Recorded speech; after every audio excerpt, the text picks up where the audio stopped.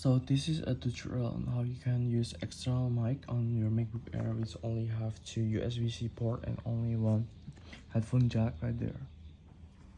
So what you're gonna need is this thing. This is called a USB-C adapter. It's from Fention.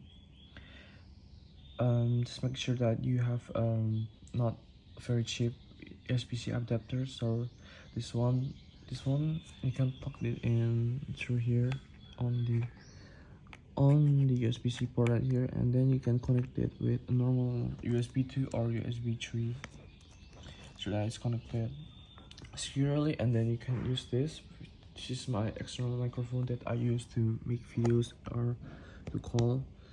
Just connect this right here, and from this I have to connect my microphone to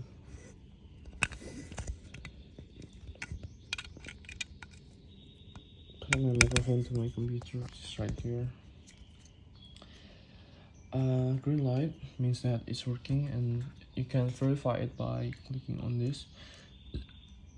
Click on Command Shift and 5. Then this thing will show up at the bottom of your screen. Let me turn up my brightness real quick. Then you can click on the option, and then there will be this external microphone.